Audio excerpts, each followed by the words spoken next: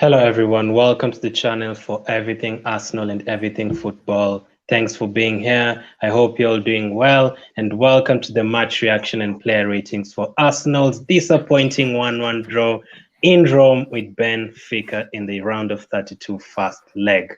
AJ, what did you make of that? How are you first? I'm all right. I went into the game quietly confident that we could go to Rome, try and do, especially when I saw the lineup as well, because that's what you do first. Lineup. It was the same as Leeds. We destroyed them 4-2. Like we obviously went 4-0 up. So I thought maybe you could take this game to Benfica, but no, we went with the three at the back. They defended really well. Big credit to them. We made Vertonghen look like Maldini. I knew that would happen. But yeah, it's disappointing that we couldn't get more out of this game. I went into it confident that we could do something, but I think the draw is going to be, as I said, before, it's going to be so nervy going into second leg. Yes, we have the away goal, but it's going to be just defending. Awesome. And WSL will be joining us later, but I have a special Benfica guest with me. I had Luis on from Benfica after 90 the other day, and we now have Mario. How are you? Good. Thanks so much for having me over. Awesome. And I'm sure you're not really happy, but okay with that, right? Yeah, I'll be honest. Like for people that didn't hear from Luis or other Benfiquistas, we're having the worst season I've seen in the last 20 years of this club. Like this is the halfway mark of the season that just passed was the worst one we've seen in 20 years. Yeah. The team is struggling against mid-table sides in the Portuguese Liga that have next to no budgets. We have an identity crisis, a player crisis, a presidential crisis. The club across the board is in disarray. So I'll say this much: going against Arsenal and getting a draw, I'll take it. I'm not expecting this club to advance. Prior to this game, I wasn't as confident. It keeps the tie open because at the end of the day, now it's a one-game knockout, right? You guys got the away goal. So it's an open tie, and the talent, we have talent. It's just it's not coordinated well right now. Awesome. It always seems like you're talking about Arsenal when you're mentioning the problems at Benfica, the board, all that. It's just the same as Arsenal. So the first thing I'll need you to do, anyone in the chat, make sure you send any questions you have for Mario regarding Benfica, and then we'll have him on for the first part of the show. So I'll need you to take me through your lineup, Mario, what you made of it. Did you expect it? Any changes you'd have made? It's on screen right now. Yeah, of course. The biggest item that was neat to see was Vermisio. So we went with the three in the back. 3-4-2, which was something, or kind of like a 3-4-3. I mean, now Vermisio, for those who don't know, we just signed him. He just went to the Copa Libertadores final of the Champions League in Latin America with Santos. And he just came on just over a week back, had to kind of go through that whole COVID waiting period. And so this was his first match. It was neat to kind of see him get a run, and it's, typical of what's going on with this club right now. He leaves injured. So welcome, and we'll see how bad the injury is.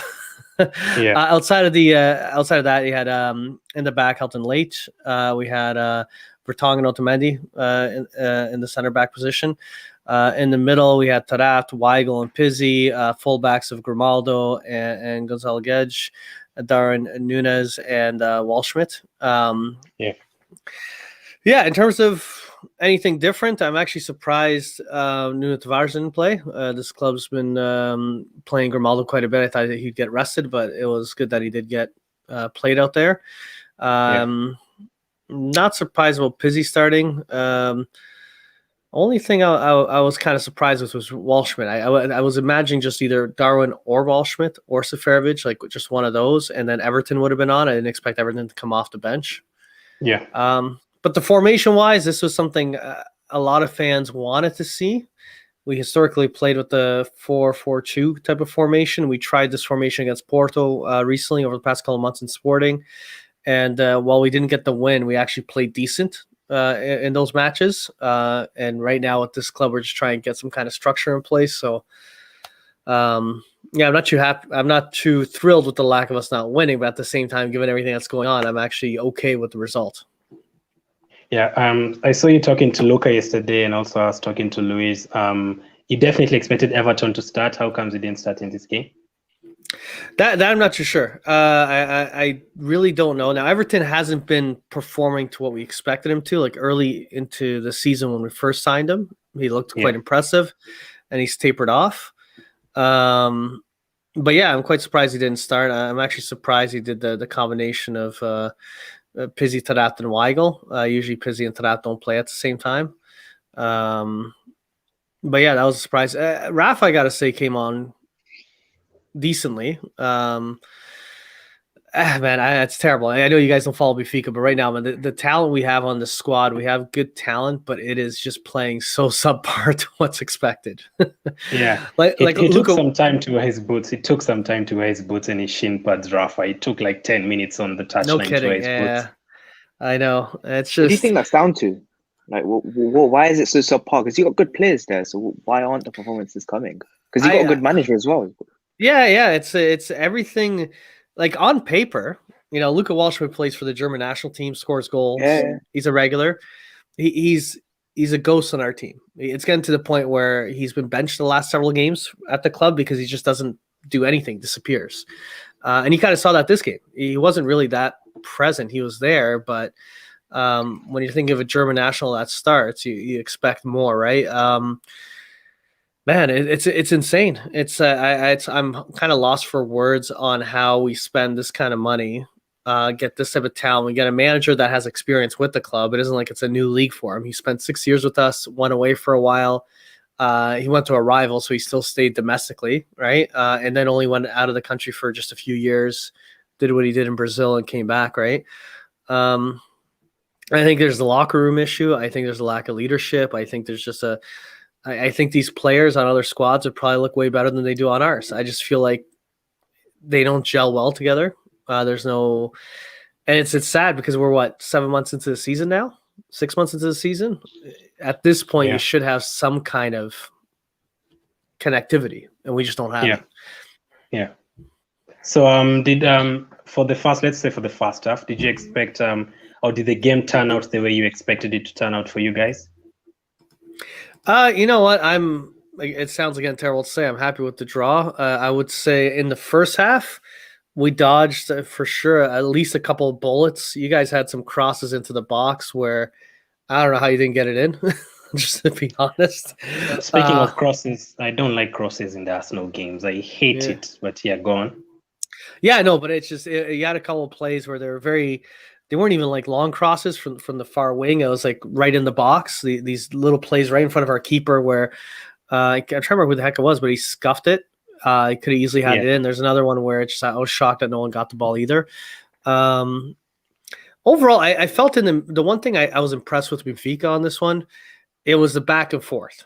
Arsenal brought a tough game to us. You guys were attacking. But it was a very fast-paced back and forth game. You're seeing both teams cutting to the middle, cutting to the wings. I felt like we didn't have control over it at all. But it was the fact that when we got the ball, we just pressed and kind of pushed that forward momentum. And it kept the game very fluid, very entertaining to watch. But I'm actually surprised we got away with the result we did.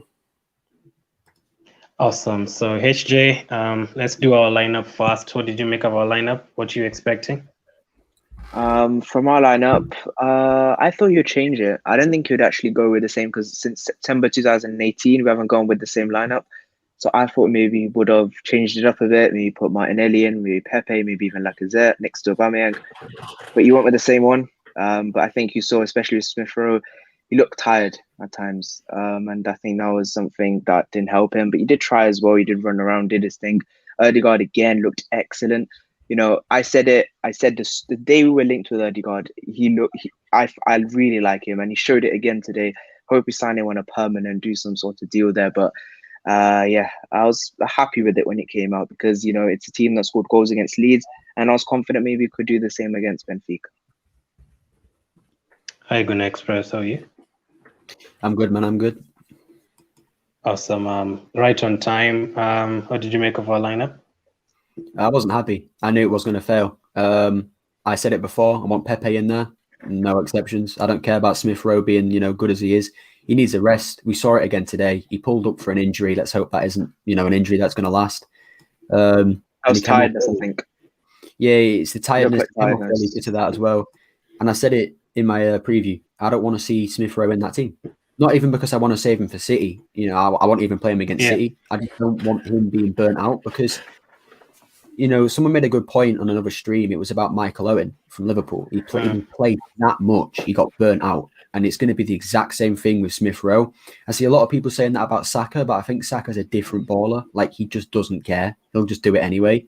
But Smith Rowe, he will get burnt out. He'll get tired. He'll get injured. And then, we'll suffer for that. So we need to give him a rest. But Pepe is going to be felt hard done by, how poor we were going forward. He's going to feel, I could have done better. And it's Arteta again. He drops this £72 million signing for no real reason, because he's been playing well, and then you bring him on in the 76th minute where he can't do anything. Like, I just don't understand that. But yeah, I wanted Pepe to start personally, but other than that, it was a good lineup. Okay, so Mario. I can hear Nico at WSL. Yeah, give me a second, sorry. So Mario, in the first 25 minutes, I actually looked at it, and you guys did not have a shot. Like, did you expect that, like, that total domination? But the problem with Arsenal, we do usually just pass left, pass right, pass left. So did you feel threatened in the first 25 minutes? In the first 25, there was, I think it was there was that one player right in the box where I thought you guys should have scored. The one thing that I felt was both Vertonghen and Otamendi, that they're older center backs, they were getting beat on pace. And I was getting worried that you guys are going to cut it and just get one sooner or later. So, yeah, no, it wasn't looking overly hot. When we break away, like, again, the game went back and forth for a bit. But the thing is, when we broke, we weren't actually getting any opportunities on target. We weren't doing much in a threatening way. Yeah, we get near the box, lose the ball, and then it'd come back our way, right? And it kind of felt as you did that tick for tat, we'd go forward. We didn't create any opportunities. You come our way, you're creating opportunity. It felt like sooner or later we were going to concede. So I got to say that penalty came at the right time for us. We didn't get to enjoy the lead for very long. Yeah, I told you guys. I heard you've not gotten a penalty this season, right? Yeah, we hadn't gotten one in our. I'd have to double check in Europe, but I know I think we might have got one in the group stage. But the entire league itself, we've got 0 penalties so far. I think you had one against Rangers. I think it was one in Europa League. The league itself is nothing. Yeah. It's still been months though, but here comes Arsenal, and you definitely get a penalty. So from your lineup today, Mario, who was going to be your most important player? Because I thought the likes of Everton would be, but from that, who was going to be your most important player? For me, and he's been doing quite well for us. He's been improving. Weigl, he's a defensive mid. I think the way you guys are breaking out, he kind of, I know it wasn't the greatest game by him, but he kept it from getting worse. He helped cover for the center backs on a regular basis. So when Otamendi or Jan Vertonghen were caught flat-footed here and there, I think he did a good job. So I was quite happy with him. I was hoping Darwin Núñez, just because he's been disappointing lately in the league. When he played in Europa in the group stage, he kind of showed quite a bit of promise. So I was hoping maybe this would wake him up somehow. And he's pacey. You guys saw him. He's a pacey player, but he didn't really create, outside of one opportunity, he didn't create much at all. Yeah, Gonna Express, who did we need to look out for in that Benfica team? Pizzi.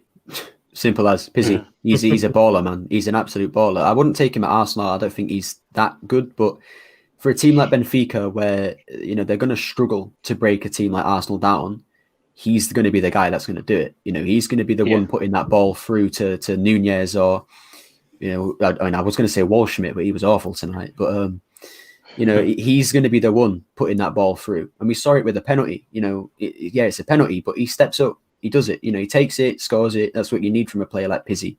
I think he's your captain, right? I think he is. No, our captain's been rotating.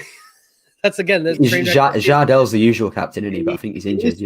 But he barely plays. Otamendi was given the captaincy for the past while. I think Pizzi might have been given it. I'd have to double check. It's literally the armband. We have no proper captain on this team. Sounds like us pretty much. When there's I get. Sounds like us. It's musical chairs. Musical chairs with the armband. There's no leadership on our side. I like Pizzi, but he's not a captain material type player. He's a good workhorse to have. He's a good player. But this team really lacks a leader. I gotta say, one guy I'm very impressed with. Vermicio, which is the guy that we just signed. First game he's played, first time he's ever playing with the team. I think he stepped up quite well for his first match ever. I just hope the injury's not too serious on him. Yeah, for the captaincy on our side, it looks like we usually just like the manager stands in front of them and is like, who scored the most goals this season? Aubameyang. Yeah, he's the captaincy armband. Who's the oldest player at wait until we get onto Arteta, man. I'm gonna mention that captaincy thing because just wait. AJ, who were you aware of from Benfica's team? My expectation, obviously, Gunnar Express said PZ, but Nunez, he's their record signing, I believe. I expected more from him in terms of going forward, causing David Luiz and Gabriel problems, because those two, I think, maybe you'd know yourself, Benfica after 90, because David Luiz, he used to play for you when you can get at him, when you can, you can force mistakes out of him because he can be so clumsy at times. So I think Nunez could have done that more, put more pressure on him and Gabriel because they can make mistakes. I expected more from Nunez today, but he didn't really impress. And I think just overall, Benfica going forward, no offense, but they didn't offer much. No, there's only a few times where they looked hardly offered anything, but it wasn't much all. And that's been the issue of our season. Like the saddest thing, we spent 100 million, mostly on forwards, Luka Waldschmidt, Darwin Nunez, Everton, right? That's the core of the spend. Yeah, a little bit to Otamendi. And this has been one of the worst seasons I've seen from a goal production standpoint, from an offensive threat standpoint. I'm not a fan of Seferovic. You guys got to see him a little bit. He's a Swiss international, their striker. Exactly, teammate. I do not like him. He had one good year with us. He's never really been a good goal scorer. We made a massive mistake. We loaned out Vinicius to Tottenham, the Spurs. That was a bit stupid. It was. He was our top goal scorer. Yeah. Like there is literally, the president of this club is going to go one way sooner or later. Now, I don't know if Luis might have mentioned, but we don't actually have an owner. It's a fan-run club. Yeah. And the fans are at the boiling point of chasing him out, right? And there's issues internally, and you're seeing it kind of spill onto the pitch. I mean, I think quickly as well, I think it's your conversion rate. I think it was Moranese. I don't know if that's how you pronounce it. You played in the league last, 1-1. You had 9 shots on target, 18 shots overall, something like that. Yeah, that's bad conversion rate for one goal. It's not. Oh no, it's terrible. It's if you actually look at, we're doing brutal. It's been a train wreck for the last while. We've barely been scoring, and again for the talent we spent. And the thing that's crazy. Okay, so you got Darwin, that's the Uruguayan international that plays for them. You got Luka Waldschmidt for Germany. You got Everton for Brazil. He was a Golden Boot winner, right? Pizzi's won multiple MVPs in this league. Even when Bruno Fernandes was playing, he was winning more MVPs over Bruno Fernandes in Liga NOS. And he's had a couple of great scoring years. But it's this combination, all this talent we got, and it was just way too much changeover, has left this club in disarray. Like I honestly feel you pick out a lot of these players, pop them elsewhere, and the right system, they'll work. These guys combined are not synchronizing, not working at all. I had a question. Is this how you usually play with that high line? Because I found you guys I think we were offside at sort of 15 times today. Like, is this how you usually play, or was it just for today? No, we do play with a relatively high line. We're used to teams sitting back, and I'm not saying Arsenal didn't sit back at all, but it's the fact is we're always pushing forward, because in our league you have a lot of these Moreirense, all these mid-table Portuguese clubs will just try to soak up pressure, so we're always kind of playing a higher line ready to press. And the thing that scares me about that high line, and I'm surprised we didn't get caught on it enough, is just the pace of, again, Jan Vertonghen and Otamendi aren't there, so when you guys would break and you guys got it onside, there's a few moments where I was grateful that you guys would scuff the ball or just not do the right pass. Oh yeah, we did. AJ, the one time we got through that offside trap, this happened. Surely you were already celebrating, right? Oh my God. Yes, I was already celebrating. I felt guilty of it. There was another one as well where Aubameyang in the second half, he put it wide. Yeah. Come on, Aubameyang, mate. You score a hat-trick against Leeds, and when we need you to turn up today, you don't turn up. Come on. It's so frustrating, because if he scores those big chances, we go to Athens relaxed. It's simple as that. This tie is done. It's put to bed. But no, he misses that, and he misses the other two as well. Really frustrating performance today for me. And just that miss as well. Come on. It's like he already thought it was in or something, because Bellerin, good ball over the cross. I thought Bellerin was good today as well. I don't usually say that, but Come on, he Yeah. put it on My a plate captain. for him. Yeah. And Aubameyang, he just, come on, you have to score that. Gonna Express, what mistake did he make there? Was it too late? Did he use his right foot instead of left foot, or whatever that happened? I don't know. I'm getting bored of Aubameyang now. I'm getting sick of it. He performs immensely against Leeds and then performs like this. It's just getting a joke. Like, it's inconsistency, like, at the highest level. Everybody says, oh, he's a confidence player, this and that. I'm not hearing that. What more confidence do you need than scoring a hat-trick and getting all the fans behind you to performing like this? What kind of confidence do you need other than that? There's something going on in his life, and until the club can sort that out, he's just going to get worse and worse, and we're going to lose our elite striker to whatever's going on in his life. Because I don't know what it is, and I don't think we're ever going to find out, but this isn't normal. Like, you don't see Ibrahimovic or, like Cavani doing this. It ain't not like this inconsistency. It's not good enough, really. And let's be honest, if Lacazette, Nketiah missed that, they're getting murdered on social media, on YouTube channels, on everything. They're getting murdered for what they did. So he needs to feel the exact same, because you can't miss that. I'm sorry, you can't miss that. You guys had 3 golden chances just like that, where you could have just put the tie to bed. Yeah, that's why it sounds terrible. I'm happy with the draw, because I look at those opportunities you had, the fact you scuffed those shots. I hope our guys wake up for the next leg and we got a little bit of luck. But at the end of the day, missing those types of opportunities are what can cost you a knockout, right? Yeah, definitely. It's terrible. Thank you for the super chat. Okay, She says awesome stream. Surely, Mario, you thought that was a goal, definitely, right? Oh yeah, there's 3 opportunities where it was the way it crossed in. I was like, that's going in. How are you guys not either getting to the ball or finishing that type of shot? And this is what I gotta say. I couldn't have asked for a better team to match up with, not in an offensive way, but because Arsenal's going through such struggles themselves. It is the one team I'm relating with the most in Europe right now, which is comical. And everything is same, man. Everything else is same. The home kit, the stadiums, the sponsor, everything is the same. I'm gonna say the sponsor. Yeah, it's like you guys are going through a train wreck, and I looked at this matchup. I'm like, this is gonna be funny. One of these teams is gonna advance. I no offense to you guys either. If Benfica advances, I got zero confidence in us winning this tournament.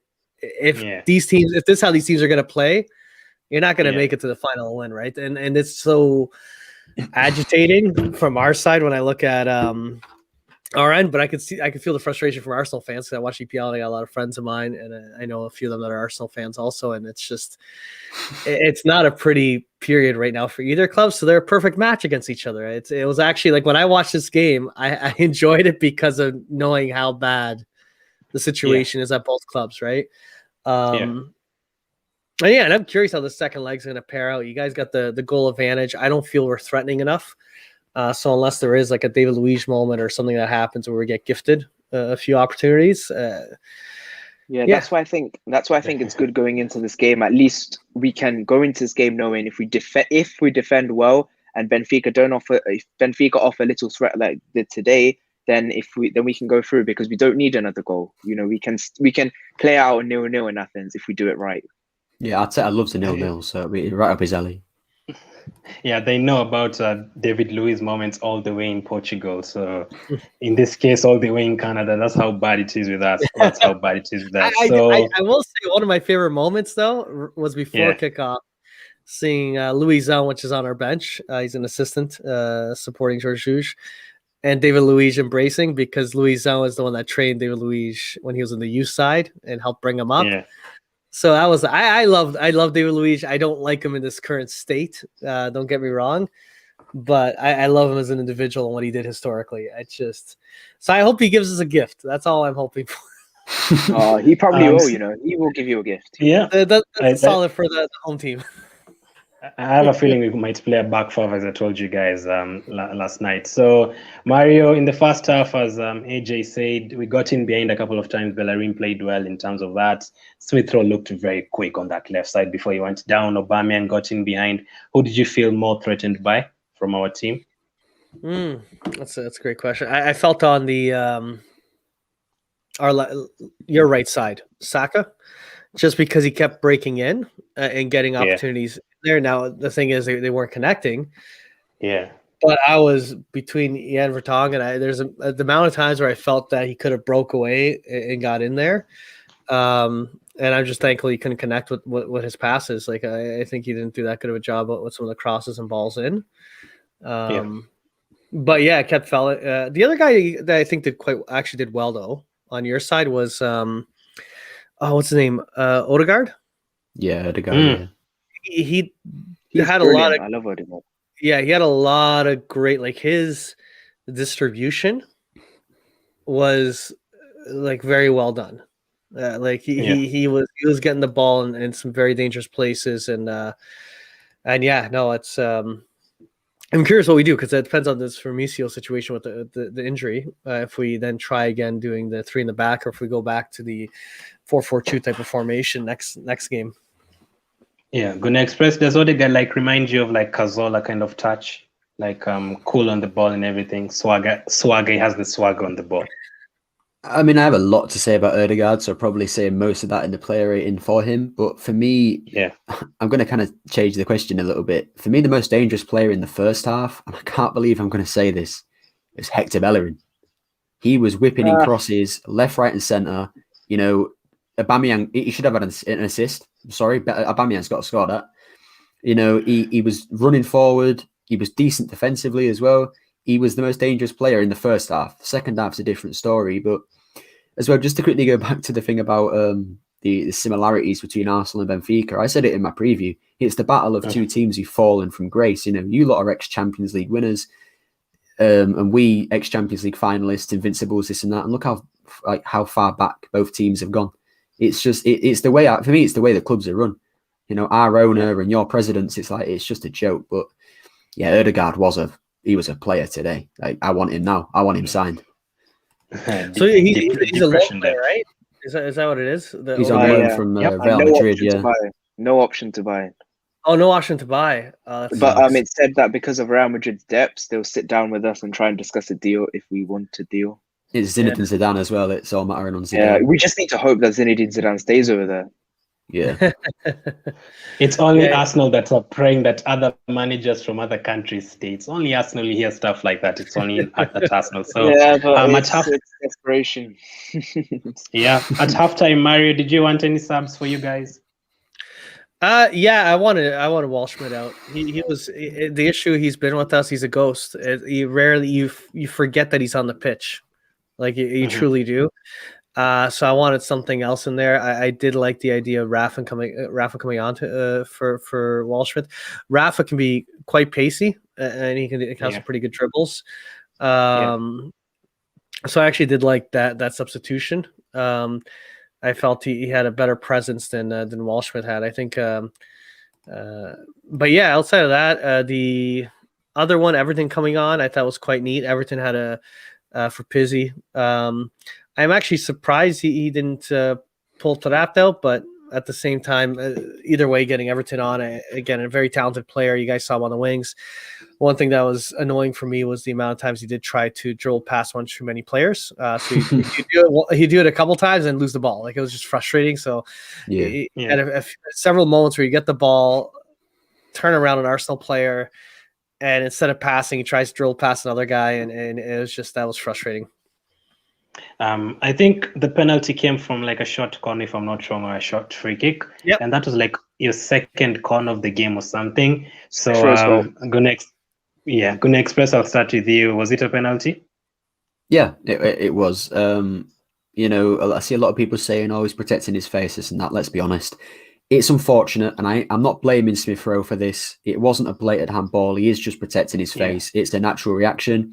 But Arsenal fans, be honest, if that was the other way around, we're all calling for a penalty. Like, let's just be honest now, yeah. It was a penalty. It's unlucky. I don't blame Smith Rowe at all for it. It is just it's a smart, short corner. You know, he's done it on purpose, and it's worked. It's pulled off. But what I will say with the penalty itself, it was slightly lucky, I think, that he scored it, because I think Leno did get fingertips. But I mean, if you score it, you score it, don't you? So no one's going to complain about scoring a penalty, but it was a penalty. Mario, are you keen on those kind of short corners? Do you love them? Do you usually play them like that, or it's just a mix of everything? Actually, it's funny. We actually normally don't do the short corners, at least we haven't as much in recent times. So it was kind of something we don't normally do, and it paid off. We were usually trying to lob the ball in there, try and find either Jan Vertonghen or one of the other guys, see if we can get a header in there. It worked well. The penalty, it's tough because at the end of the day, it's one of those things where he didn't have much space to maneuver in. But with the way the rules are nowadays, if your hands are not on your side, even if his hand was on his face like this, it was the arm being out like that kind of caught him. If he had kind of a different reaction where he pulled his hand upwards, I think it would have been very harsh. But yeah, it's I'll take it. Pizzi it has a high conversion rate on penalties. He's been our guy for quite some time on the spot. So even though we haven't had many this season, he's been with the club for a long time. He's been taking those shots, and it's very rare we've actually seen him miss. So that was my next question. Yeah, is he a regular penalty taker? Yeah, I have a high confidence whenever he's up to bat. It's just so rare that he doesn't get it on the scoreboard. So Leno nearly got to it. Yeah, I had confidence that he'd score it. If I'm being honest, like bad confidence to have, but and he was scoring. Let's be honest. AJ, definite penalty. 100%, because you can't, because like he had his hand up like this or something. You can't do that in the modern game, because if your ball's even gonna touch the hand, it's gonna be a penalty. But the fault comes from Smith Rowe before that, when the corner was given. Why is Smith Rowe what is Smith Rowe doing? Just clear it out for a throw in or something, instead of just whizzing around and then he kicks it out and then it goes out for a corner instead.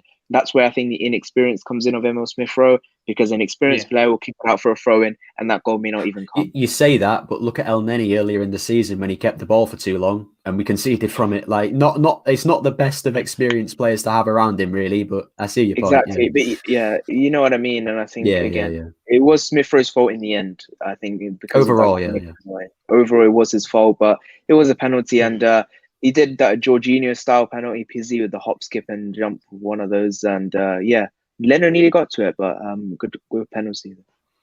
Yeah, Mario. So after celebrating the goal, what are you thinking? We actually have a lead here. What do we do? What do we do next? Get a second? Get a second or defend? No. I'm thinking. At that point, after we got the goal, just because the way the game was moving back and forth, I was hoping it'd open up Arsenal a bit more. They'd keep pressuring more, because obviously they're trying to get the goal in the first place to begin with before the penalty. And I was hoping that would open up the opportunity for us to get a few more chances. And we barely had any time. I think maybe 2 minutes, 3 minutes, not much time to sit on that lead, right? And then it almost went back to more of the same. I felt the second half, I think both sides had 4 shots each. They just weren't. It's just one of these games where they're going back and forth. And outside of those 3 opportunities in front of net where the ball crossed for Arsenal, not counting the goal, obviously. That was pretty much the only few times where he felt seriously threatened. But it was like this just back and forth, almost like a tennis match. They get the ball, dribble one side, the other guys would steal, dribble the other side. I was wondering which side would gas out first, because I was getting a little worried with the pace it was running at, that sooner or later. And that's why I was kind of happy with the amount of substitutions we did early on, because it kind of helped keep that pace at that level. When that first goal went in, I was just like, I know AJ90 and Gun Express are just like, get Arteta out, look, we're 1-0 down, take Aubameyang off, bring Jesus to replace Arteta, whatever. I knew in their mind somewhere they were just thinking about. I know you saw my tweet. No, I'll pretend I didn't say anything, but I was just like, I know they're not happy about this. Come on, let's do something. And something happened. Gun Express, something happened. Yep, Gun Express, something happens after 2 minutes. Cedric. Okay, first of all, people are shouting for a handball, and then I think the ball went out. Was it to Odegaard or something, and then to Cedric, and then to Saka. Then he equalizes. How happy are you that equalizer? I mean, I was still raging at that point. I forgot. I kind of didn't even realize it went in. I was still pissed off. But I know. Odegaard, man, rate that pass. Like, what a pass to Cedric, straight through the defensive line. Cedric's running in behind. It's the pass that it's the kind of pass that we've been looking for in a player. Dani Ceballos can do it, but not enough. If Odegaard's going to bring that every single game, we need to sign this. We need to sign him. But yeah, wonderful pass. Cedric, you know, from that point, it was an easy goal. You know, Cedric's always putting that across because he's good at doing that. And Saka's finishing it. But you got to rate Cedric again. He's not a left-footed player, but he's still managing to put these balls in with his left foot. So fair play to him. But Saka gets us out of trouble again. Like, how many times does this guy want to get us out of trouble? He's 19. He's 19. He's 19. So I don't know if you guys. Sorry, I'm just kind of curious if you guys know the insult part on Cedric, which I think is funny. He is a sporting player. Yeah. So to get him being the guy that delivers that assist, I was like, you know, it had to be the sporting player that provides that, just to kind of add that insult to injury. You know what I mean? I'm telling you, Benfica and Arsenal, I'm telling you, they actually put these teams together in the draw just for the banter. They knew this was going to be a funny tie. Like, problem after problem. You know, quickly as well, with the when they went to VAR, I don't know what they were looking at. I think it was the handball, whatever. But I literally just said, I think they're just trolling us at this point. I think they're just trying to troll us because they know we're going on Twitter straight away and, you know, raging about it. But I was already tweeting like, here we go. Find Arsenal Twitter up. I didn't even know they were checking. Was it a handball? Was it like an offside? They always just check anything as long as it's Arsenal. And they take like 10 minutes to check it. So, AJ, good composure from Cedric, like a teeny pass. I think the whole thing was started by Ceballos. What a ball over the top to Saka. And then it started from there. And Martin Odegaard, what a player he is. Just, you know, we were linked to all these players in January. And I knew about Odegaard from years ago. And I just knew we had to sign this guy. People were doubting me for saying it, for raving about him so much. I knew this guy was the main man, and just sign him up. Whatever the money is, put it on the table and sign Martin Odegaard. He is brilliant. And I don't know what sort of PR stunt Arsenal are trying to pull off, because they put that video out of talking to primary school children. He's a loanee, for God's sake. Like, come on. And they're trying to make us love the player by doing these kind of things. They're trolling us. They're gassing him up a bit, aren't they? They're gassing him up. Exactly. Can I just ask a quick question as well? I don't know if did you want Buendia, Glenn, in January at Arsenal? Oh yeah, not definitely ahead of Odegaard. Yeah, I wanted a permanent signing. I wanted Buendia. Is Buendia placing that pass to Cedric? No, so I don't think he is. I didn't want. Yeah, I think Odegaard is better technically, but it's just really because AJ, like, I don't think would have gotten anyone else, because Odegaard was not spoken about at that time. So Mario, surely disappointing to concede after 2 minutes. Oh yeah, for sure. Because all of a sudden you get this level of, it's this back and forth. You guys are getting way more dangerous opportunities, and I'm kind of feeling it's a matter of time before Arsenal scores. And also we get this penalty, we get the goal.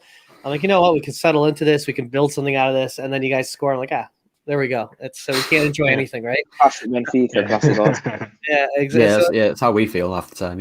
Yeah, it was. But it was a fun game. I again, going back to kind of, you made the joke that they set us up. Man, I couldn't have been set up with a better side in a sense, because I tell you, if we had somehow made it to the Champions League and we're facing like a City or a PSG, we would get humiliated. Yeah, I was thinking the same.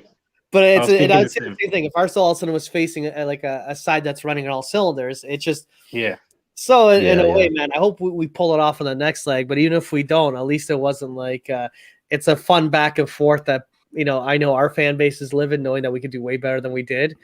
And I know Arsenal is obviously in the same boat. You know, you look at the talent you guys have, they should be performing better. It's just, it doesn't add up. Yeah. That Odegaard, if you guys actually make him permanent, just given his age and kind of the potential he has to not only what he does now, but the growth opportunity on that guy. It'll be right. We wish. We wish. I'll say with the EPL, the one thing I guarantee with the EPL, it is very unpredictable. So you guys can at least have that level of excitement each year. You never know, right? I said at the start of this season, I genuinely said I think we could win the league. Never again am I saying that. Never again am I saying that about Arsenal. After winning that FA Cup and Community Shield, it was looking very, very bright for us. But let me come to you again, AJ. They're under pressure again. Surely we can get a second goal. Aubameyang is through from Gabriel's pass, right? AJ, surely a goal, right? 2-1 Arsenal. Bro, trust me. I talk about this a lot. But Sunday League, you're hitting that first time with the left foot. I'm hitting that first time with the left foot. Why is he trying to come back inside when the defender's right next to him? Why? Come on, you're a top striker. You're a world-class striker. You hit it straight away with that left foot top bins. That's what I'm doing on Sunday League. But why is he not doing it? I've seen him scoring such goals. In fact, like I remember the first goal against Everton. As well, but why? What makes him cut back inside on that right foot? I don't get it. As you can see in that picture, the Benfica player is right next to him, right behind him, coming up behind him. So why is he trying to come back inside? I don't understand.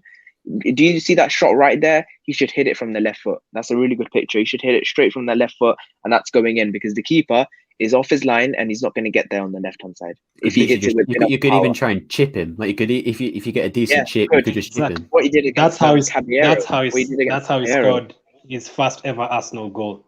It was a chip with his left foot against Everton. Over Pickford, he did that. That's how he scored. So I was very surprised it turned. Gonna express what you make of it. He clearly tired of Aubameyang, as you said. That was the one that really hurt me, if I'm being honest, because you know players miss tap-ins. You know, we've seen some worse tap-ins, and the one where he's on his right foot and he probably should have scored it. I think that actually went out for a corner, so that might have changed that. But this one, it's like he didn't even attempt. He just turned on his right foot. You know, got blocked by the defender, and then we lost the ball. And what's weird for me with Aubameyang, about a month ago, he was only shooting on his left foot. He just refused to shoot on his right.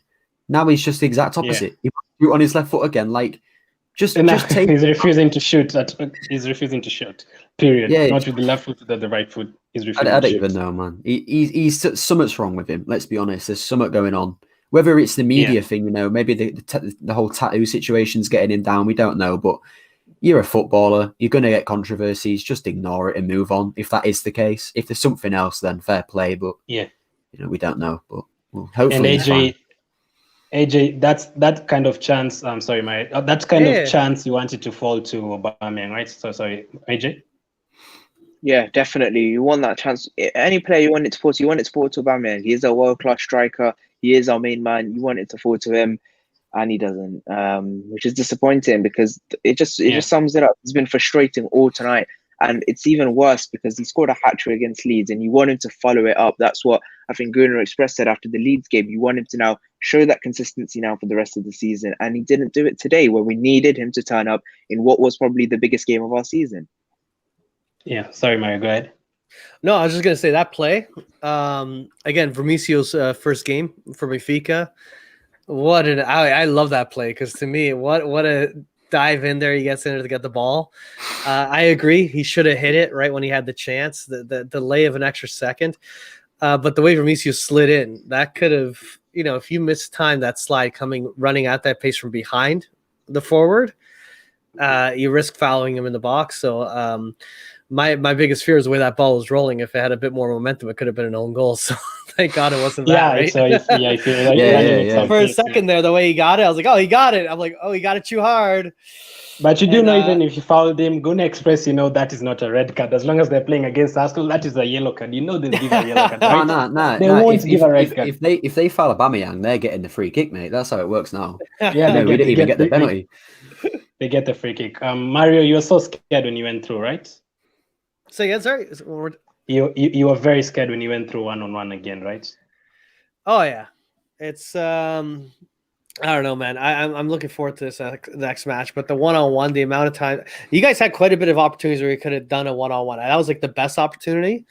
But I am grateful for the lack of finishing or some poor decision making. I think that happened with you guys. Yeah. So who was your best player today? On my side, it's tough. I like Pizzi. He did all right. Obviously, he got the penalty. The one I'm gonna go, if I had to pick, I'm gonna say Vermicio. That save right there. You know, if he didn't make that play, you guys would have scored. You would have won the game, right? And that wasn't his only. He had several moments where he had some really great clearances and some great plays. His tackles were on point. And again, because he's the new signing, this is the first time any of us have seen him on our team, to kind of come on such a big match, for it to be your first match and to kind of deliver the way he did. it kind of made me feel optimistic because we need to change something up on this club. And so this was our big January signing, right? Our big winter signing. So, so I was glad to see him in a sense. So for the goalkeeper, I heard you bought him from Boa Vista. Who was your previous goalkeeper before him? So the goalkeeper situation is kind of interesting. Some fans were upset today. So we have Odysseus, which is our main goalkeeper. Helton Leitch was brought up as a backup goalkeeper. And Odysseus, as good as he's been, he hasn't been good enough. We basically have struggled. So we went through a run where we went from Julio Cesar to Oblak to Ederson, which are 3 world-renowned goalkeepers, to all of a sudden we just had a huge gap in that position. And Odysseus didn't do too bad recently. He really struggles with catching the ball, though.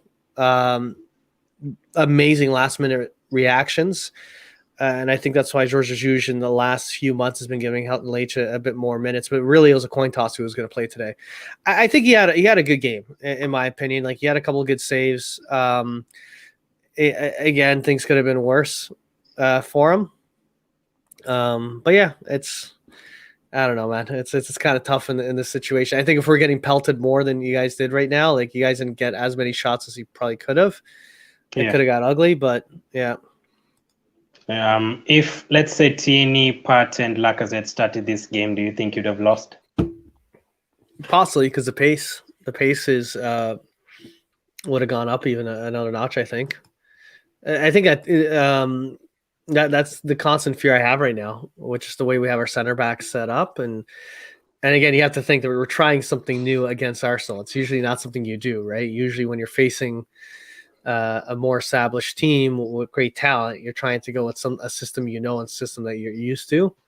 So if you guys had all your guys fit, at top shape, it could get very ugly very quick.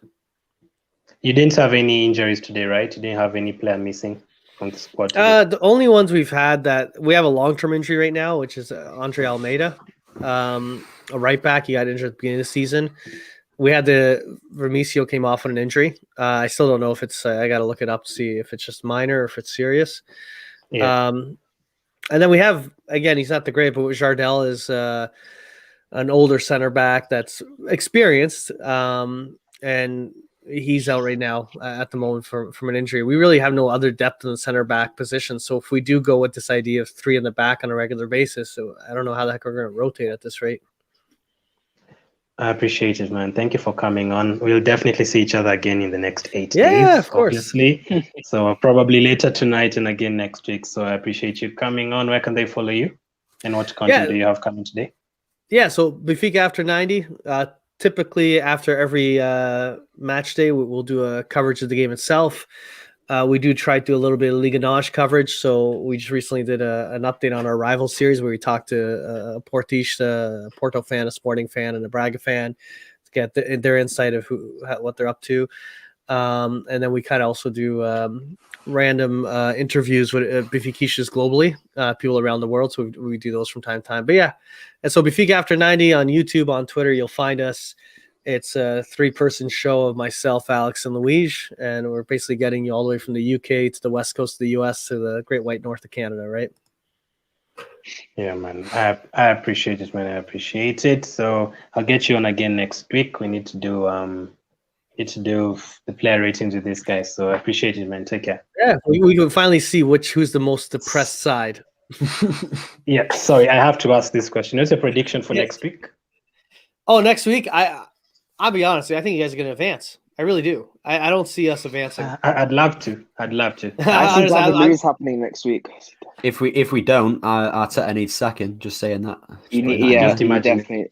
I would imagine. We love David. Like, I love him so much. If he gets an own goal, sweet Jesus, I'll love Trust that guy. me, it's happening. It is happening.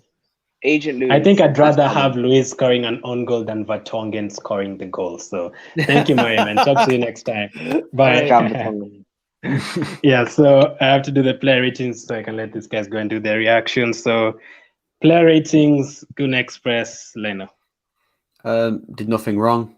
Penalty, yeah, he almost saved it, but it's a penalty. It's not the easiest thing to save. At least he dove the right way. What did he really have to do?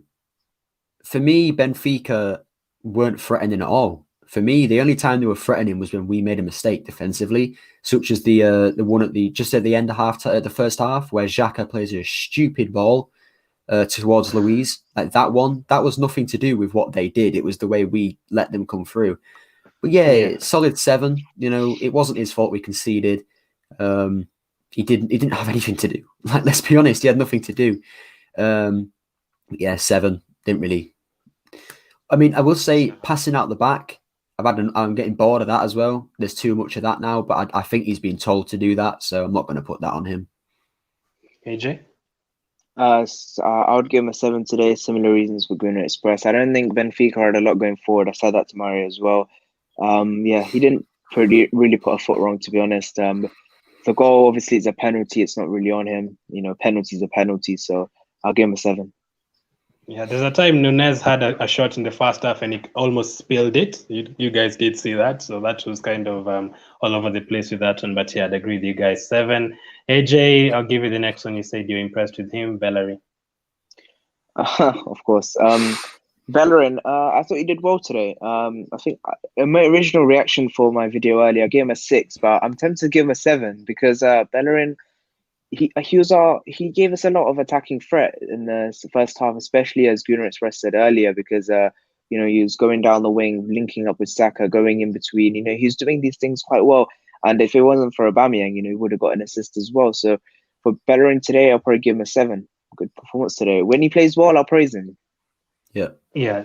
7. But although in the first half, there's another time he got a chance to whip in across and it was hit the first man Express. It's going to happen, we know our crossing's awful. I said it in the game when I was watching it, we whip so many crosses in and there's just nobody there. Like there's too many of these I don't blame us because they have like 3 massive centre-backs, but at the same time, why are we bothering then? Just cut inside and play it down the middle. I keep saying this every week, play it down the middle. It's where we find the most, progress when it terms of going forward. But yeah, like I said, should have had an assist. For me, was the best player in the first half alongside Dani Ceballos. Second half, attacking-wise, he slowed down. And I'll say this, when Everton came on, within about a minute of him coming on, he literally just turned Bellerin, put it on his right foot and shot, and he came close. But other than that, he was good. And as I said, I don't like him. I want him gone, but give him his praise, and he was good, and I'll give him a 7 as well. Oh, come on. I was just about to ask you, do we give him a new contract? But yeah, No. Get rid. Don't even try that one. Yeah. Terminate it. Gabriel. Start with Gabriel. Poor. He wasn't very good today. The countless times I see him getting spun by Nunez. I think even Waldschmidt turned him once, which is embarrassing because he was trash. But yeah, he wasn't bad. Made no mistakes, nothing like that. But in just terms of defending, if they were a bit better, they'd have punished him. They would have punished him. If he's going to play against City and he plays like that, oh no, oh my goodness, oh no, yeah. oh no. Like, pray for us, but yeah, he wasn't good. Probably a 5 because again, he didn't make any mistakes, but it just wasn't that good. 5. I saw him getting turned so easily, like twice or something. AJ? It's like old Holding, man. Old Holding. Yeah. AJ? I don't think he was bad. I thought he was all right. I don't think he got spun because Nunez. I didn't really see much of Nunez or Walsh. I did in the second half. I was screaming. A bit. But overall, they didn't really do much, in my opinion. And I don't think he really got spun. I think same with Luiz.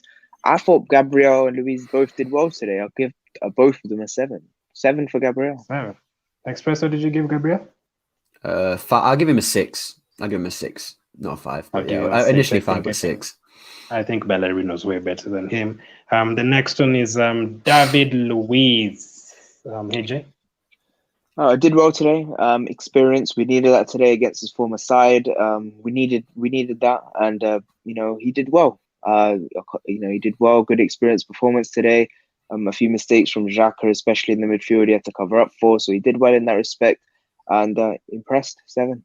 Just hope we don't get the other side of Luiz next week. 7. Express? High 7. He gets too much hate because he's ex-Chelsea and I'm getting bored of it as well. He did nothing wrong today and everybody keeps saying, oh, I'm waiting for him to make a mistake. Shut up and just watch him play. Enjoy him playing football. At the end of the day, he's not our worst centre-back. For me, he's one of our better centre-backs. He's much better than the likes of Rob Holding. And he's been better than Gabriel recently. Centre-back right now. Everybody's saying don't sign him on a 1 year. You let this guy go for free, you're an idiot. He's got that experience that we need. You know, leaders in terms of football are worth their weight in gold to managers. Look at Jordan Henderson. He's not an amazing footballer, but as a leader, he's one of the best in the Premier League. If he wasn't a good leader, would he be playing for Liverpool? No. Look at James Milner. Exact same. He's not the greatest footballer, but as a leader, he's good and he gets in their team. I'm giving him that contract. I'm letting him coach our youth team. I don't think he's that bad a player. Yes, he makes mistakes, but like what defenders of Arsenal don't? You know, Mustafi, Holding, they all make mistakes. And he was one of our better players, so high 7 for Luis. Something I forgot to mention about Gabriel is the one who played that pass for the Aubameyang chance where he didn't shoot. So that was a good pass. So I'd give him a 6 for that. So speaking of mistakes, we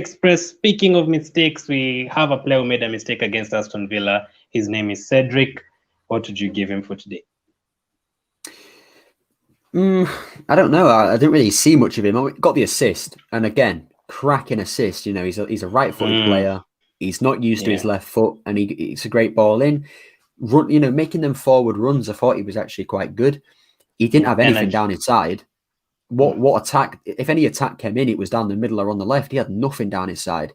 But yeah, energy. You know, he had that need and want to go forward.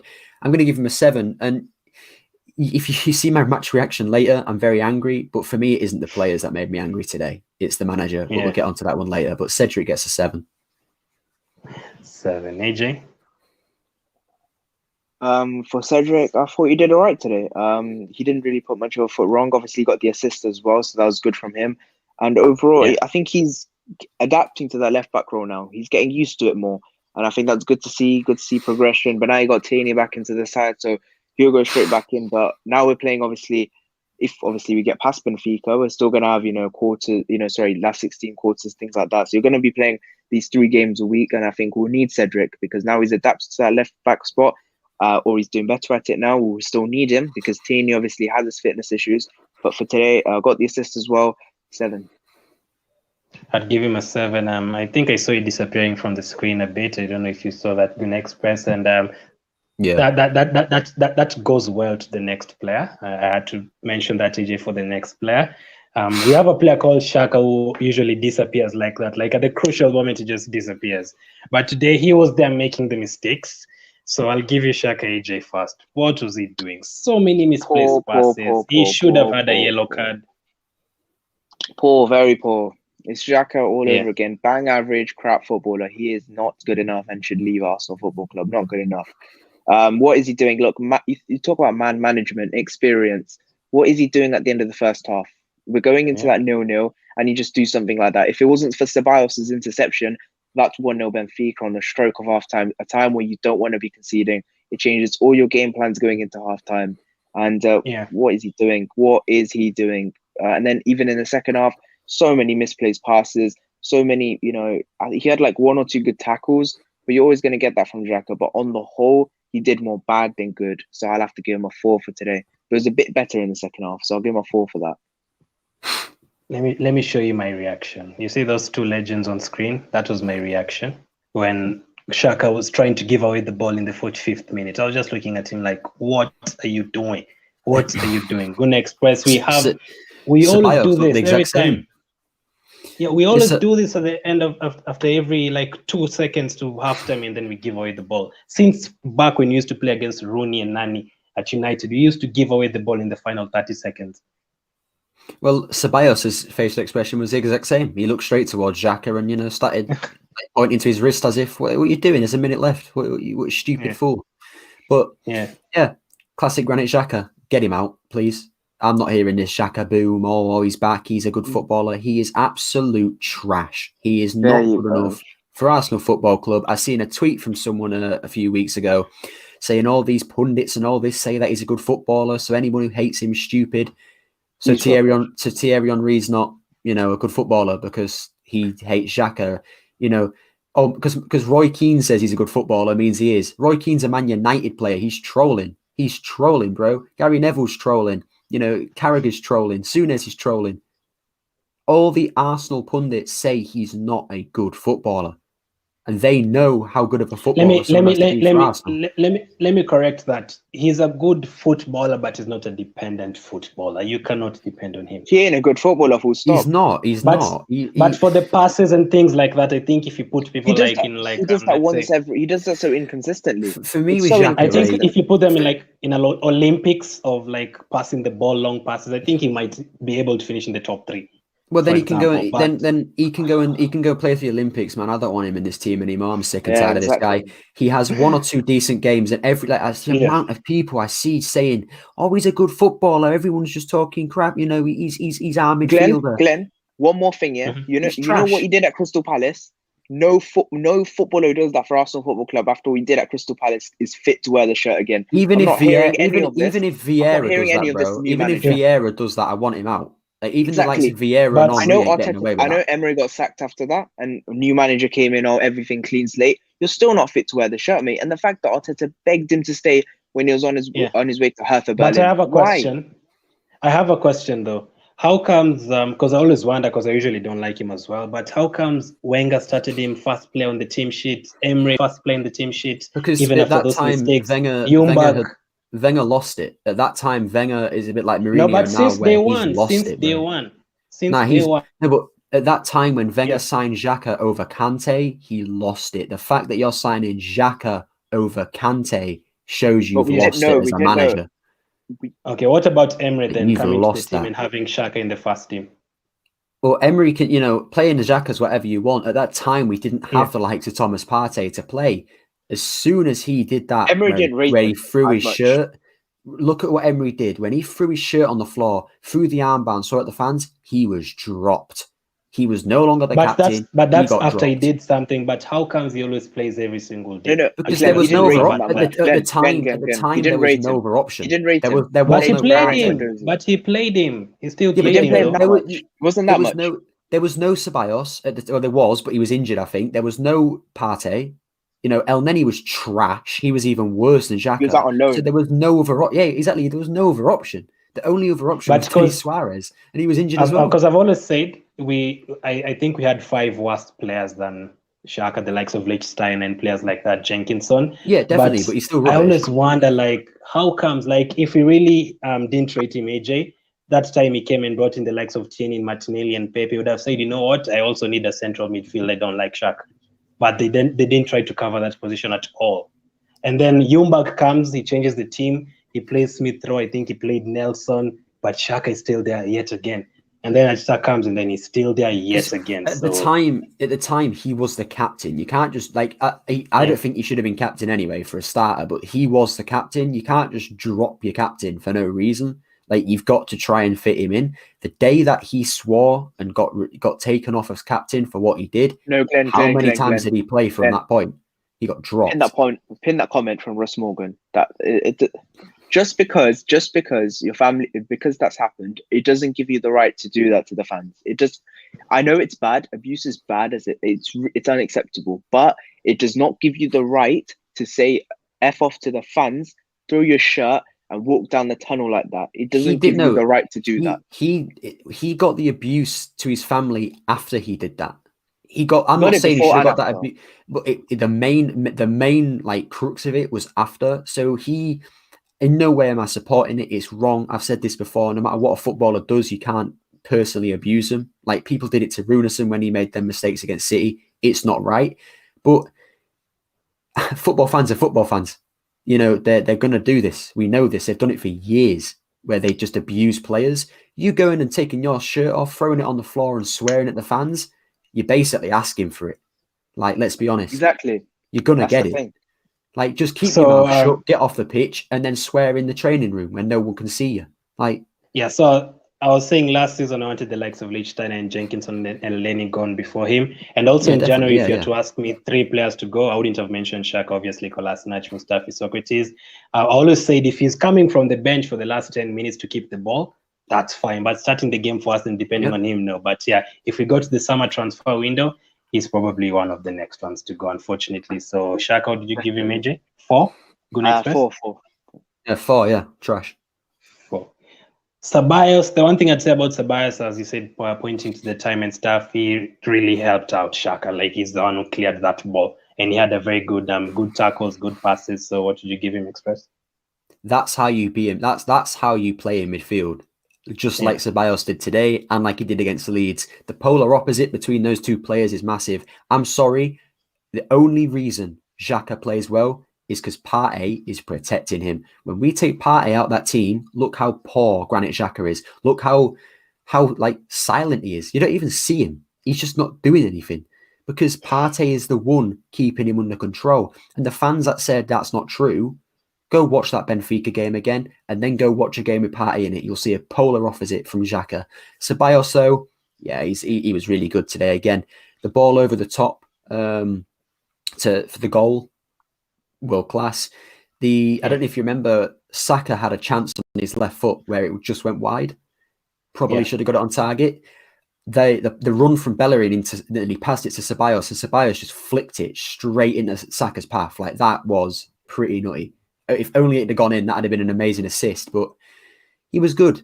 Again, lost the ball once or twice, but other than that, what can you say with that? For me, he was the best player in the first half alongside Bellerin.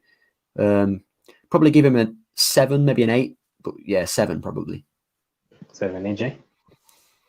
I thought he was good today. I really like Ceballos. He played really well against Leeds. He did well today as well. Very impressive. Link-up play with Odegaard is brilliant. Those Real Madrid players, if Ceballos is playing this well with Odegaard, you may as well sign Ceballos as well.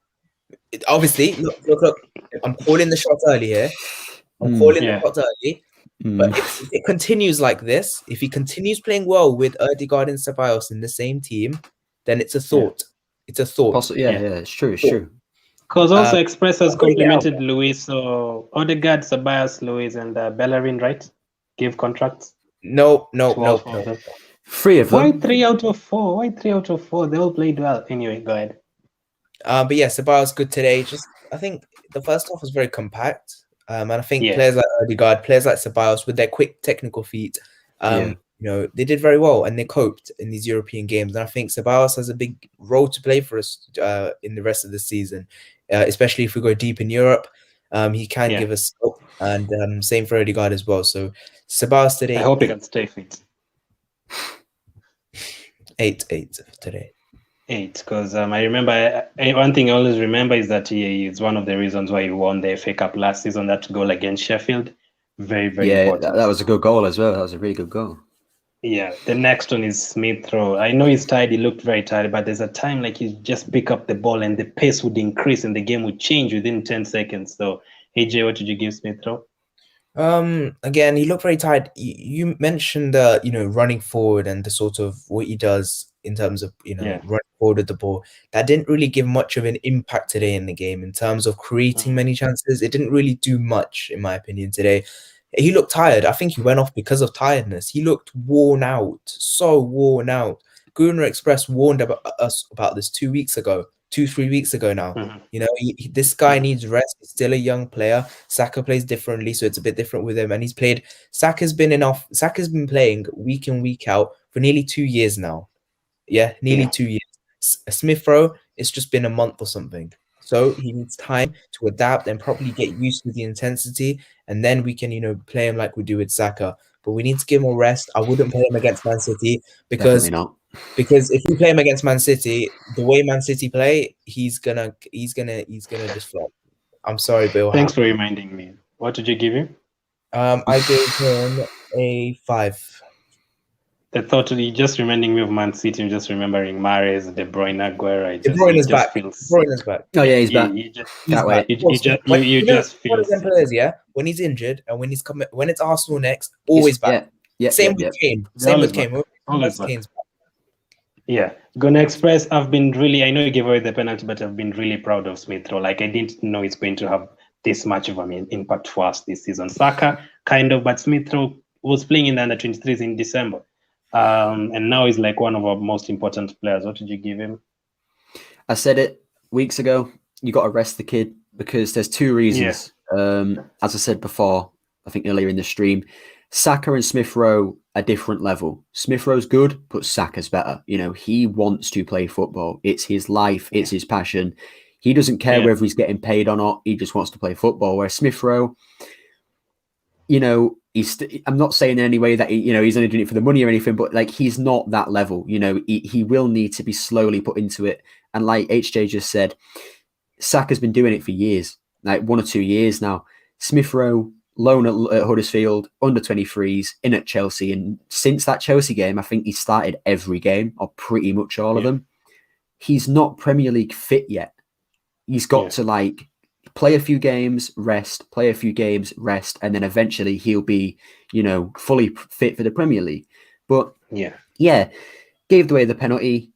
Again, the handball, don't blame him. The bit before that, bit stupid. The injury when he went down, I do agree. I think his legs were scared. I don't think I've ever been this scared. I think his legs were finished in a sense that at the time his legs were that worn out, he just had to sit down. He just couldn't stand up anymore. You know, he got straight back up. He wasn't limping or anything. So I think that's what it was, just pure tiredness. But I'll give him a 6 because, you know, he wasn't. What impresses me about him is even though he's physically tired and you can see it, he still tries. Like, so I know that the word try is a bit stupid, but he's still, like, you know, putting in performances. He's still doing his best. Running around a lot. Yeah, I love to see that. Like, he's giving his all. I know he's I just had a text message for one of you. Maybe it's the new contract for Bellerin. Just confirm that it's the new contract for Bellerin. You guys being told that. But Smith Rowe, can't wait. Very, very. I really like him. Like last season when Aubameyang went down, I think against Burnley, and we knew our season was literally over if Aubameyang would get injured. That's how I feel about Smith Rowe. I'm like, no, you have to rest him. Like, no, he can't be this tired. What have you done to him? Although, since we've pointed out some negatives with all the other players, there's something I didn't like with him and Odegaard. There's 2 short corners where they played and they literally gave the balls away, and I don't like those corners. I think I've said it before. The set piece coach needs sacking. He's an absolute idiot. He has no idea what he's doing. I'm sorry, he doesn't. But obviously, maybe give that one a little bit of time. Like, I don't like it either. I don't like short corners, but maybe they'll pull something off. But we've got to sign Odegaard on a permanent first. You know, we're implementing Odegaard into a lot of set pieces and stuff like that. And if we don't sign him, then we're risking it. You know, we are risking it here. We need to sign this guy. Yeah, Mr. BK kindly reminding us of the good run City are on, but it's going to be a tough game. I just imagine if we end it, that would be very good. But imagine Guna Express AJ. I wouldn't be surprised if we go and beat City 3-1, and then we go again 2 games, lose to Benfica, and then lose to Leicester. It would be typical Arsenal, but I wish. The next one is Odegaard AJ. I've said enough about him. Martin Odegaard, he is my number 10 moving forward. He's my guy, and we should sign him up as soon as possible. It's going to be difficult, but the way Arsenal are portraying this, he's talking to primary school children, making everyone love the guy, and then he's only a loanee, and you're doing these kind of things. It just doesn't make sense to me. Where did you see that video? I need to see it. You've been really talking about these primary school kids. He's talking to primary school kids, and he's telling them, you know, I like the manager a lot. I love Aubameyang and this and that, and he's just a loanee. By the way, them questions are scripted. You can see the kids reading the question. They've been sent them questions, by the way. They're not genuine questions. They're scripted. All of them are PR. It's just all PR from the club, and it's like, he's such a good player, Odegaard, and I really want him to stay. But, you know, if Zinedine Zidane ends up getting sacked, I don't see him staying at Arsenal, to be honest, because, you know, Real Madrid will pick him up, you'll go back to them. And obviously, Real Madrid are a bigger club than us, as unfortunate as to say. They're a bigger club. And if a new manager does go in over there, you know, he does get opportunities to play, then he's going to go there. No, definitely, yeah. What did you give him for today? It's an unfortunate reality, but I just hope he stands for that. For today, a 9. Brilliant. Passing, everything. He just broke the lines every time. You know, he was doing the most in terms of that midfield. Moving forward, brilliant. A 9. Guna Express, we rarely get players with a 9 without a goal and an assist. Agreed, though. A 9, you know, for me, Odegaard isn't going to be the guy that gets the goals and assists. He's going to be the one doing everything else. You know, Liverpool fans love to say that Thiago did that at Bayern, and he did. Thiago was that player. He was creating the play for the assist or goal. And I think Odegaard's quite similar. Obviously, I want to see goals and assists from him. You don't want a midfielder who gets like 0 in both areas, but he'll get a few. Let's be honest. You know, he started 2 games, played about like 300, 400 minutes so far. He'll get a goal or assist sooner or later. But yeah, what a player. The passes he was putting through, the Cedric pass for the assist was amazing. First half, it was offside, but he dribbled past 2 defenders. Yeah. Like, that was pretty nutty. You know, the way he just, like, it was so quick. It was just so quick. It was just like, boom, I'm straight past you. What I will say about Odegaard is he's a very smart footballer. He sees that pass. There was a time in the second half as well where he was getting chased by, I think it was Weigl, and Saka was running through. And I was screaming, you know, pass the ball, pass the ball. He waited until Weigl got right next to him and then passed it. So Weigl was out of the picture. He couldn't do anything to stop Saka, and it was so smart. For me, he'll be ruined by Arteta. And what I mean by this is I think Pepe is the exact same. He's a very fast footballer. He loves to play fast, quick, play. And we don't play like that. And I think Odegaard's quite similar. Look how many offsides we had today because we were just a bit slow but quick. Like, we were too slow moving forward, but then we were too quick running. Like, it wasn't a good balance. Becoming so frustrating. I think Odegaard was that quick. Some of the players were overshooting how quick they were, and it's like they'll get used to it. But yeah, under Arteta, I don't know if he's going to be, the best player in the world because Arteta likes playing slow football. So, what did you give him? 9. He was solid. 9. He was very good. Probably not a 9. I'd give him an 8. But yeah, since both of you have gone for a 9, I'd give him a 9. The next one is Saka, AJ. Got the goal. What more can you say? Got us the away goal. Crucial. Going into the second leg. That's what we need to defend. Said that earlier. And again, he's just brilliant. He is just one of those players now, consistently really good. We don't need to say much more on him because he's such a good player for us now. And for him, Saka, 9. 9. The next rest, Saka. I'll probably give him 8 simply because he was offside quite a lot, and I don't think again that's his fault. But some of them I'm thinking just watch the line a bit. Like, we get on at Eddie for not watching the line, and I think Saka 1 or 2 of them were a bit similar. But yeah, got the goal. As I said before, he's the one that gets us out of trouble every single time we need it. Again, I said it in my match reaction against Leeds, and I think I even said it on here. The one thing I want from Saka now is a goal, just to solidify this really good run of form, and he got that goal. Again, the shot that went wide, probably should have put it on target, but he made up for it by scoring the goal in the end. And he was causing that Grimaldo is meant to be this really great left back. He was causing problems for him down that side. Like, Grimaldo barely, he couldn't do anything. He was struggling. So, but I'll give him an 8 just because he could have probably. The way I saw us scoring, especially in the first half, was Bellerin passing through to Saka and Saka going 1-on-1 and then either squaring it or shooting. So many times he was offside where he just couldn't, like, that little inch or like centimetre just offside. And if you can just cut that down a bit more, it'd have been a solid performance, but 8. Yeah, I agree with you. Just Odegaard's touch map there. All over, I'd say all over, like doing something all over the place, just like Smith Rowe. So very, very good. It's very exciting seeing all of them on the pitch at the same time. If you have Partey and Tierney, everything is looking very, very good. So let me read a few comments that take us to the next player. So I can see, let me start with Arsenal fan review saying Aubameyang could have had a hat-trick. And also saw another one here, wondering about Wolves, saying Aubameyang could have put this tie to bed. That sums up what I feel, to be honest. Yeah, basically, Aubameyang. That's why I'm upset. That's why I'm upset with Aubameyang, because he wins us the game against Leeds. He has 3 opportunities to win us the game today, yet he doesn't. It's like it's not like Aubameyang, like, it's not like Lacazette where he's inconsistent. He's Aubameyang, one of the best strikers in the world. I think he's like 7th for most goals over the top 5 European leagues. Like, come on, man. Seriously, any of those top 6 above you are finishing at least 2 of those goals. You know, the likes of like Ibra and Cavani and stuff, they're finishing them. Or at least hitting the target. You know, he didn't hit the target for any. Yeah, it's just a bit sad, really. Again, it's so sad to see him score a hat-trick and get all this confidence and that, and then just blow it all in the next game.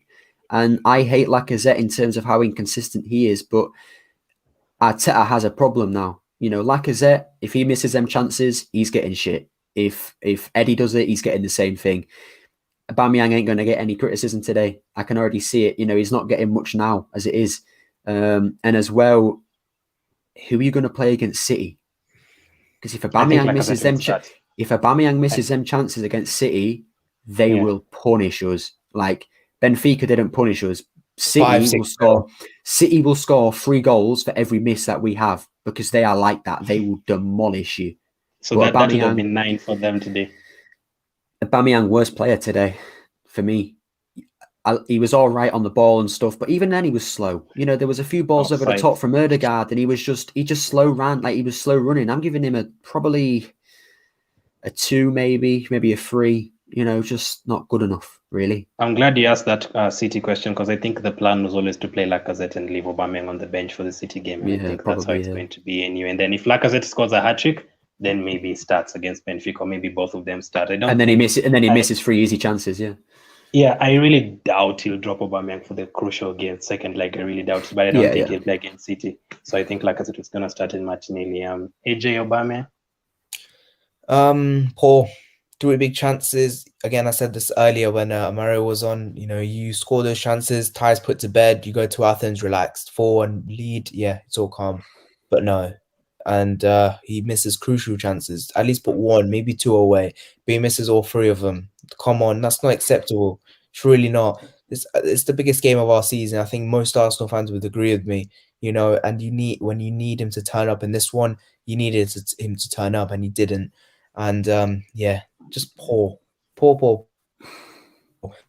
Confidence for some reason again looks shattered. Don't know why. Because of a hat trick. It's almost like he never scored that hat trick. Yeah, exactly. He looked very happy as well after that hat trick with the dancing and stuff. Yeah, I'll give him a 3 for today. I think I'd give him a 3 as well. That first chance gave me flashbacks of the Olympiacos game. That same kind of chance, and he missed it, and I could see the frustration he had in his face. Same kind of way. Then, surprisingly, fast sub, Glen Express Tierney, 30 minutes for him. He looked off, and I'm not blaming him for that. You know, I didn't want him to play at all today, really, because it just don't see the point. Do you know what I mean? Like, he's been injured for 5 games. He's going to come back in and play quite poor, which he did. There was a time when he tried to nutmeg one of the Benfica players and then run through. Any other day, he's actually pulling that off, but today just didn't work. There was a cross that went outside of, it went out of the field. He just looked off. But again, I don't blame him. He's going to be rushed back too quickly. I can already see it. He's going to be put in against City. He's going to get injured, and he's going to be out for another 6 months. I just see it because it's just classic Arteta. He relies on players that much. He doesn't care about their injury records. He doesn't care about how injured they are or how fit they are. He's playing them. We've seen it with Smith Rowe. We've seen it with Partey. We've seen it with Tierney.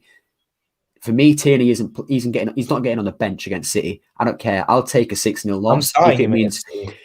For me, I'm taking a 6-0 loss to win the Europa League. I don't care. Yeah, Tierney ain't even playing. You know, play a kid. I don't even care. I don't care about City anymore. I'm not bothered. The league's done. We won't play 6. You're going to express. Come on. But Tierney, give him a 4. You know, again, not that he was bad, but just. Yeah. He just looked off. I agree. And I expect I agree with Paul because he had enough let's say enough time. 30 minutes is enough time, better than definitely 5 minutes other players had. So 4. AJ, the next one to come on was Martinelli. Again, didn't do much in the game. Boxing did 5 for me. 5. Glen Express Pepe.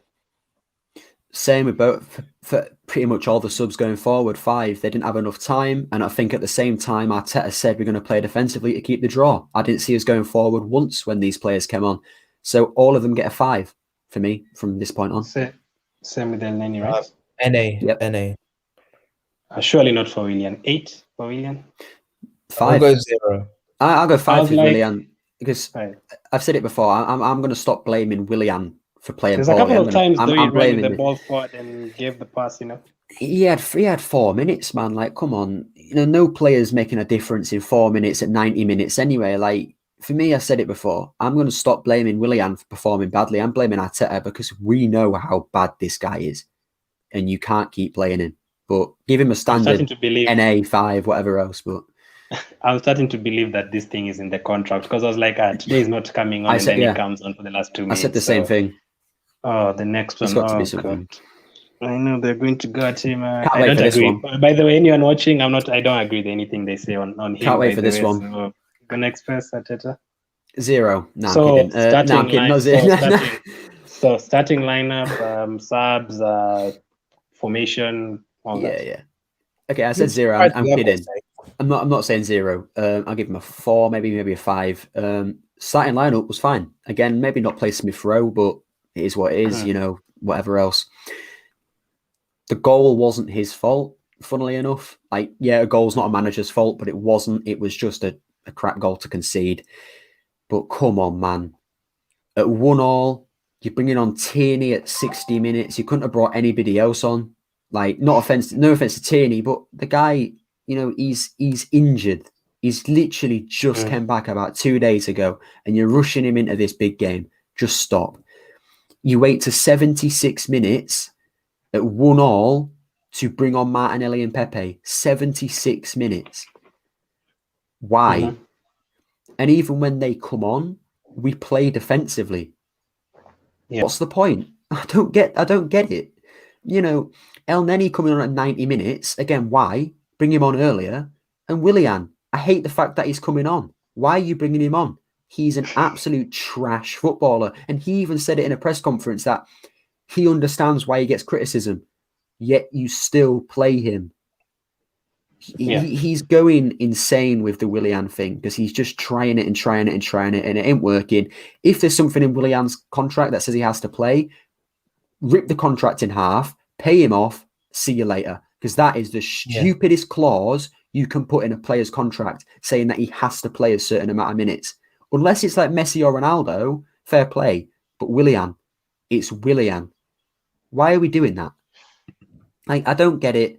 If he has got a clause in his contract, then all the recruitment staff that were involved in signing him should be sacked, because that's pathetic. Yeah.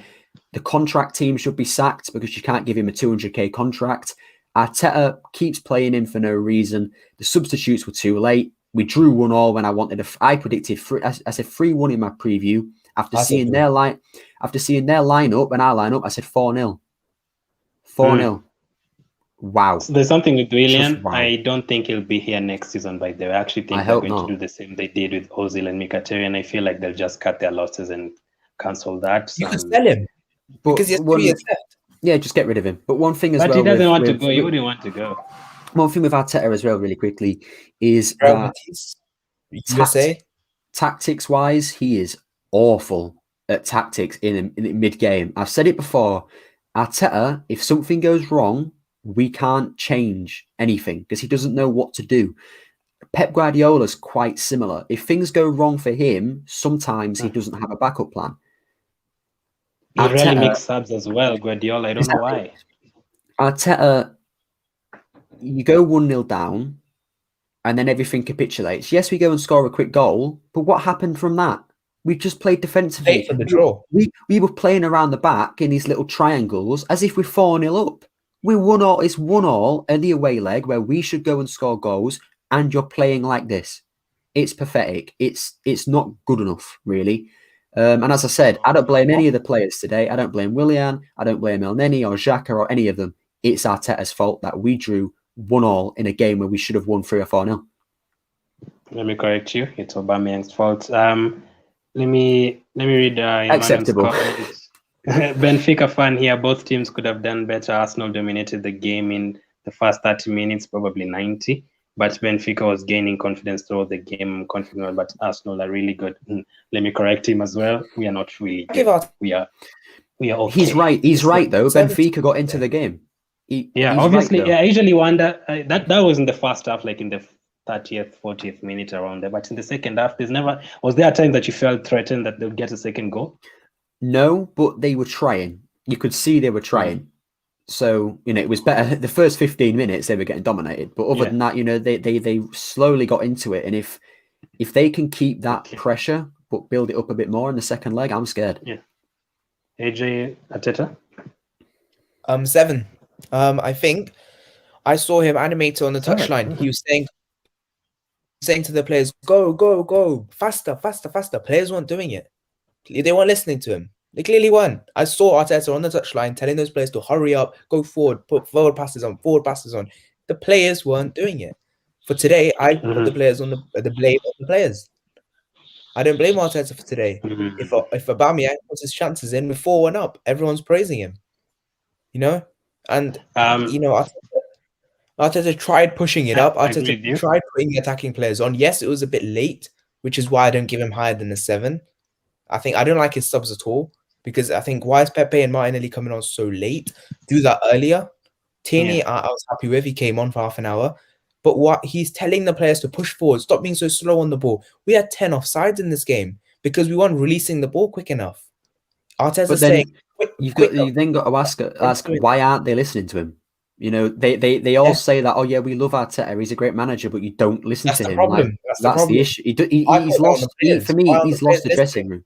He's lost the dressing room. I think the players are so sick and tired of playing so defensively. They're bored and they're just going to do their own thing, or at least some of them. I think I agree with you guys halfway, half. So for AJ, he's looked animated and everything, but those substitutions are a bit too late, man. I wanted Pepe and Martinelli on in the 50th minute, probably. So, yeah, definitely. A ref, anything about the ref express? No yellow cards at all today. This is the difference between a good referee and a bad referee. The European referees are good. They know what they're doing. Yes, the VAR thing was a bit weird, but, it was just a precautionary thing, I think. There was a call for handball. Let's just quickly check it. And it was quite quick, though. The VAR call wasn't long. If that was the Premier League, we'd have been waiting 20 minutes. But yeah, that's how you referee a football game. However, Vertonghen tackled Saka about 80 times, so he gets a 1 because he should have given Vertonghen at least, a yellow card quicker than he did. I do think Xhaka should have had one as well. So yeah, definitely. Yeah. Quick prediction, Nick, for next week's game, AJ. Just score prediction. Oh, God. 0-0. 2-0. We go through on away goals. So you said 2-0, okay. You're on about City or the Benfica game? No, Benfica. Oh, I thought you were about City. I was about to say. I'm not talking about City. 5-0 City. Yeah. Just give us the Benfica one again. I said 0-0. 0-0 away goals. Express. 1-0 for us in the Benfica game. City 6-7-0. I seriously can't see. I can see both teams scoring again, so I can probably go for a 2-1 Arsenal win. So I'm really hoping, because the fact that Young Boys scored 4 goals today, Tottenham scored 4, Rangers scored 4, United scored 4. I think. Don't bring up the United score, man. That's painful. That's so. And painful. they can afford to rest players next week. That's really hurting. So United scoreline is more painful than a Spurs scoreline. It is because they beat a better team. Like Sociedad are better than Benfica. Let's be honest, they are, especially in current form. Like, come on, United are better than Arsenal. Yeah, is that they're we get United in this Europa League, we're getting slapped. But the funny thing, United have not beaten us for 3 years. Express. It's different though, isn't it? This is a trophy. This is a trophy. Awesome, man. Thank you, AJ and Gun Express, as usual, for coming on, and to Mario, the Benfica fan who came on earlier. Let's hope it's a better result against City if possible, and next week. So go out and check AJ's reaction on AJ90 and the Gun Express on his channel for the reaction, maybe later on or something. So yeah, thank you for watching as usual. Keep staying safe, and I'll catch up with you guys later.